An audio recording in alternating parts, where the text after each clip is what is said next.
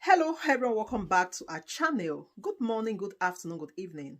I greet you all according to your time and locations you'll be watching this video.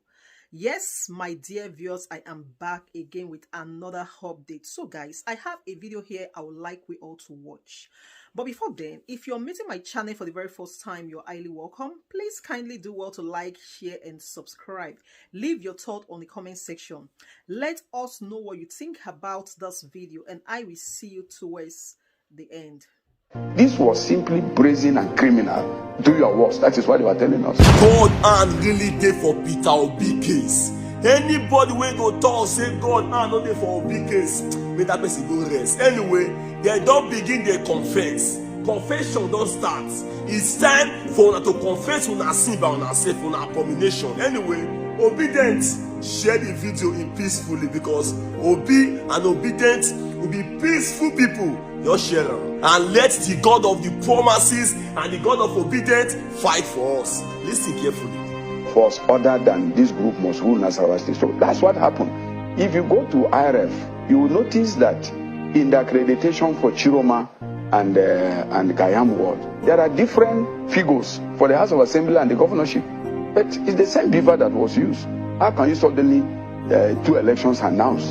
The one for the House of Assembly has different figures of accreditation and the ones for the governorship. But it's the same accreditation, the same number of people that voted in the governorship election as those that voted in the House of Assembly election. But if you go to the IRF and you go to the back end and you see they are different from what was announced. This was simply brazen and criminal.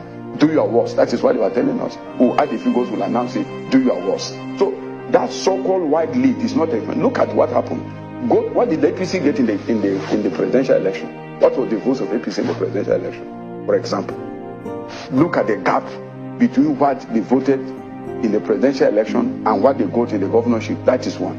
Number two, in this election, PDP defeated Sule in his local government, in Akwanga local government. We defeated him flatly. We defeated him in his ward. We defeated him in Akwanga zone, which is his own zone. Then we defeated him in Doma local government, in Obi local government. These are huge population centers. Then we defeated him in Karu. Where are they cooking those figures from? Very clearly, you will notice that this was the most brazen act of criminality I've seen in any election. That people suddenly just go and use 3-4 units and add to their figures and just announce. Those figures are simply fiction. They don't agree with the total accreditation for election in Lafia local government, in Gayam, in Chiroma. So that is what they were doing. It had nothing to do with the real votes cast by the people. If you want to do that, go to IRF. You will see the gap between what they declared and what actually took place in the election proper. It's hard to discountenance your submission that Nasarawa is a curious state, Mr. Marco. But then again, why was the PDP unable to prove its mettle with Nasarawa being its home base in the presidential election? Because the PDP was defeated in the presidential election in Nasarawa state. But APC was even more defeated. APC had a national chairman in the election from Nasarawa state. They had a sitting incumbent government in Nasarawa state. They were flatly defeated. Because, you see, what happened in the presidential election, as you could see, was that there was this wave, of obedience of young people that we all took for granted. And we were thinking that Peter Obi was a joke. Where will he go? So both PDP and APC, we were thinking, no, this man, he doesn't have structures. He will not be able to do much and so on. So, but the people somehow, young people, seized the initiative from all the politicians. And for the first time, what we saw in Nasarawa, in several other places, in Edo, in Delta, where the vice president comes from, we saw that the young people were serious about what they were doing and they took advantage of the social media, to project a program that has shaken the nation. For me, we lost in the presidential election. We lost truly. APC, which is the incumbent government, lost more woefully than we did. Who had the government, who have the party in the state, they all lost. So you can't use the presidential election to judge what will happen. We didn't win, but on the other hand, given our place in Nasarawa, we are not controlling government, we are not controlling federal government, but we did much better than APC in Nasarawa state, given their figures and the advantages they had over us. Okay, Mr. Marco, we need to wind down, but when PDP alleges that the APC one factor that will also re-engineer the beginning of the new Nigeria. Okay, so a couple of things. You want to be the next Senate president, and I'd just like to know, you've championed over 30 bills, yourself. I'd like to know, what are the convictions that heralds the kind of bill you champion? And can you, as a quick summary, let us know, just hang on a minute, Senator, let us know your voting record on key national issues. How did you vote? For instance, how did you vote on the digitization of the election process and the electoral bill? What are your voting records on key national issues? It's also really very important. And what made you vote the way you vote? Probably, is it your convictions or your party affiliations or interests? Then I'll ask you lastly, what's your background like? Let's know a little bit about you. Let's dig deep into you, sir. Rufai, thank you very much. And this is the first opportunity I will have to encounter with you.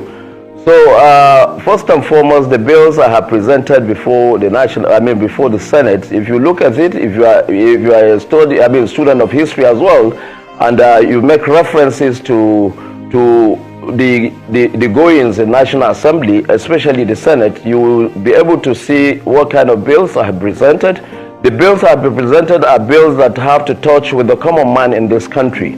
I have also proposed a bill that have raised so many issues. One, like the one Dr. Abati stood to talk about. The social media bill, which was framed as anti-social media bill.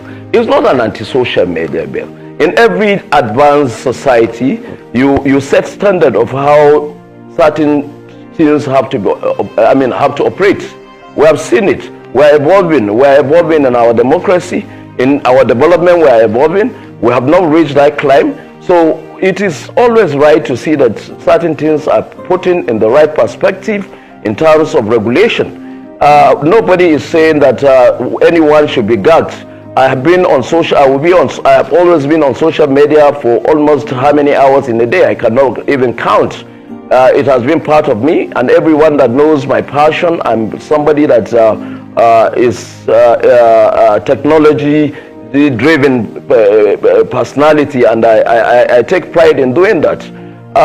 When you look at my bills, I have touched bills that has to do with even the infrastructure standard of this country. This is a country that there was a time that we had an oil boom in this country, and we are so proud to say that we have all the money we'll be able to run this country. But alas, we were not able to meet the kind of infrastructural facilities that we should see. We don't have good roads, we don't have the kind of electricity, power, and the rest of it. Even the housing, we have deficit in the housing scheme. So my bills, if actually Rufai does his research very well, you will be able to see, and I will use this opportunity to tell Nigerians, if you look at the social worker today, or you look at those unskilled workers in this country, they have not been regulated. You will see that somebody that has an opportunity to get a construction site, he will go get hired these laborers to come to work, and at the end of the day, these laborers are overworked for more than the standard hours that they're supposed to work, and then at the end of the day, they are being paid peanuts. And I felt it's wrong in a country like this, whereby the unskilled level, those unskilled employees you see, constitute majority of the productive sector, the productive level in this country. So I proposed a bill in that area whereby I called for the regulation of employees in the unskilled sector. Also, I have also presented a bill to do with tertiary institutions health sector, like the teaching hospitals. Today, those days, when you look at University of Ibadan, you look at University of Ibadan Teaching Hospital, you look at the Enugu, that's University of Nigerian Teaching Hospital. These are classes of health institutions that have been reckoned. They have been known all over the world. But today, you will see that lack of funding have crippled them. we have a TED fund. TED fund is not giving any support in terms of resources for these institutions to even conduct researches and then put those kind of equipment that we need to be able to advance our health sector. So I presented a bill, and that bill was passed and has been presented before Mr. President for assent. So if you look at also. Okay, real quickly, Senator, because of time. So, I mean, you've answered about your bill. I want you to answer, how have you voted in very specific issues of national importance? You know, how have you voted in the Senate? That's one. Then two, tell us a little bit about your background. Let's just, know your antecedents. Quickly, sir. Okay, you asked 3 questions. I've answered one. So I'm going to the second one. How did I voted during the Electoral Act debate?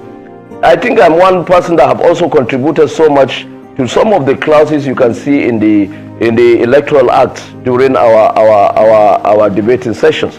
And I will tell you that without any fear of contradiction, I voted in where my party representatives voted, because I came to the National Assembly with the interest of my people, and my people asked me to vote where I voted. And where did I vote? I voted that yes, there should be transmission of results, but we should also look at how the spread is. Is Nigeria covered? Is Nigeria covered? Let's even talk about 90%. Is there a coverage of 90%? Because I have a constituency that is close to the Federal Capital Territory. Is close, is also at the middle or center of this country. But yet, I have so many wards in my constituencies that are not connected to any of the telecoms. So in that case, since I'm representing them, I have a voice to present before any debate in the National Assembly. And the reason why we did that was to make sure that we did the right thing and give the kind of climate that will be able to give us the best out of what we have done. And if you look at the Electoral Act today, I can tell you it's better. The elections that we are having in this country today is much far better than what we used to be, what we used to see, where people will carry ballot papers and stuff them in. But today, go and stuff ballot paper in your ballot box. The moment it does not go with what the beavers will give you in terms of accreditation and verification, it's going to result in you having 0 at that polling unit. And I can tell you that without any fear or mixed contradiction to what I'm going to say, Electoral Act, as amended 2022, have done very well for this country in our electoral processes. Today, you can see that every Nigerian goes to the poll. And those that go into the poll, if they present themselves for accreditation and verification, if they have been accredited and verified, yes, then the sanctity of that vote can be counted. So I've done well. And when you're talking about who I am, if you are talking about who I am, yes, I am a student of history as well, because I try to guide myself about precedents. I guide myself about those things that will take me to where I want to be. I am a graduate of Ahmadu Bello University, Zaria. I graduated between 1989 and 90. I served in Port Harcourt from 1990 to 1991, and after then, I ventured into business. I was in El Petroleum Nigeria Limited. I was at the procurement department where I served, and I also had a stint there. I stayed there as a contract staff, but decided on my own to leave. And I left that place and started working as a businessman on my own, building my own kind of empire, which I have done now. And I can tell you, I am a proud employee of over 168 working under me and paying them salary every month. That does not stop me from going to aspire for a position, of which I resigned my appointments in the company I have set. I resigned my appointments and venture into politics. And I can tell you, for all, if you are talking about background, just as somebody will say he's a seasoned and retired civil servant, I will tell you I'm a seasoned businessman who has ventured into politics, who is also very acquainted with technology, because today's world, the 21st century, is moved by technology, and I'm very passionate about it. Well, Senator Musa, I listened to you saying It doesn't matter if you are from the same place with the APC chairman. But the big elephant in the room is religion.